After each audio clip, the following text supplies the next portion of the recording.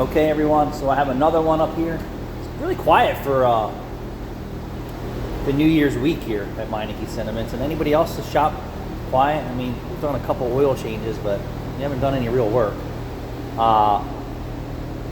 Yesterday we had some real work. Today, it's not real work. We have a Tahoe, and it's not very often that I see a Tahoe in good condition at over 300,000 miles. So let me lower it down and let me show you. And I was shocked when I got into the car to see that this was here for recondition work with so many miles on it. But sometimes mileage doesn't mean anything. You can buy a brand new car that has tons of issues and then tons of underlying issues that you're not aware of, but you surely will be aware of when you have head gasket problems and cylinder head replacement problems and engine problems, and then wet belt problems that you weren't aware of because the dealership didn't tell you that your car required basically a timing belt, but it's not a timing belt, that they call it a wet belt. What is going on with all this backlighting? Holy crap. So let's get into the Silverado. Steering wheel in good condition. Very minimal wear on the climate controller. Of course, the gas is low. Why would anyone want to put gas in their car? 319,000 miles, we'll call that. Now, the car's not running, so I want to start it up. Engine's quiet. The interior's not beat to death. Why is this vehicle at 300,000 miles in such good condition? So, what did I find wrong with the car? Well, the climate control buttons need to be restored, minor. The front tires need to be replaced because they're running off-road tires, AT tires, on blacktop most of the time. And trust me, your dealerships are selling you these vehicles that way, but they're not telling you if you spend 100% of your time on the blacktop, that these tires wear out faster and have more problems than you really want in your brand new car. I will tell you, they changed the oil all the time. They washed it all the time.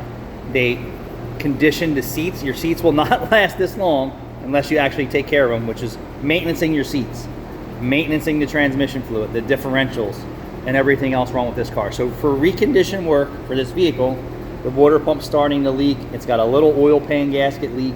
It needs 2 front tires. What else?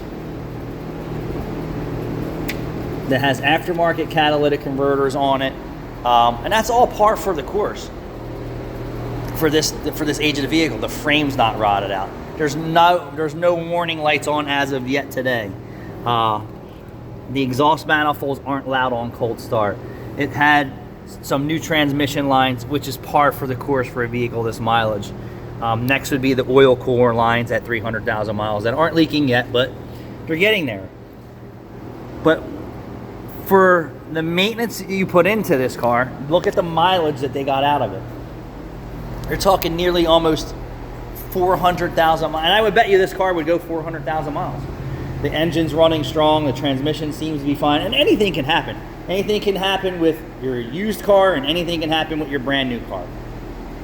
But when you have your car sitting at the dealership, when you're making payments on it for parts that are unavailable, or your wet belt failed and it's under warranty, now you need a new engine. What do you think is going to happen to you after that car's out of warranty? Think about that. What is going to happen to you when you have a major mechanical failure under warranty? It's going to happen to you out of warranty. So if you have transmissions failures, they're going to fail again. If you have head gasket issue, it's going to fail again. Unless they fix the problem, which most of these manufacturers are not fixing the problem. That's a fact. Wet belts, they're not fixing that problem.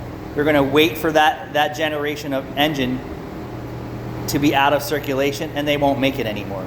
But then there's going to be people out there driving those cars around waiting for the grenade pin to fall out, and that would be the wet belt system or carbon on the valves. So new cars sometimes aren't any better than your old car, other than it just looks new. And I get it. You have to have a new car, but you have to have a new car, right? But you can afford to make the payment and barely keep up with the oil changes. What about the failure repairs that come with those cars when it happens, when it's out of warranty? 2025 Mira on a 2025 Mira vehicle that's not under warranty and you don't have full coverage insurance, it could cost you upwards of $2,000 to $3,000 for the technology that's involved in a Mira. This is about 50 bucks probably used at the junkyard, and maybe new $150. How about a taillight assembly that is not serviceable that has backup cameras and radars in it? Maybe 50 bucks used, maybe 100 bucks new, right? On today's vehicles, $600 to $1,000, if not more, for taillight assemblies, and that goes for headlight assemblies and cameras too. So I don't really think the average person is really aware of what they're buying when they buy a new car. Because once it's out on warranty, it is going to rock your socks to keep up with that vehicle. Facts.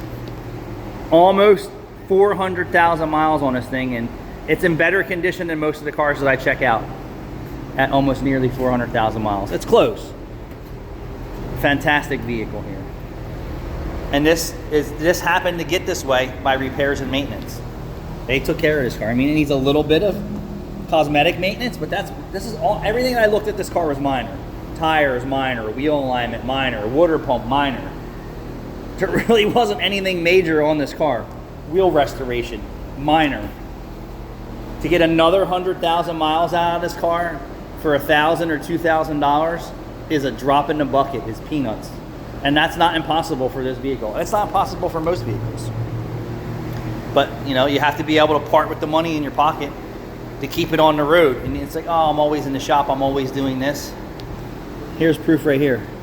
Almost 400,000 mile vehicle that really doesn't need a lot of work. You will never see that out of your new car without costing you a fortune. That's a fact. All right, guys, thanks for watching.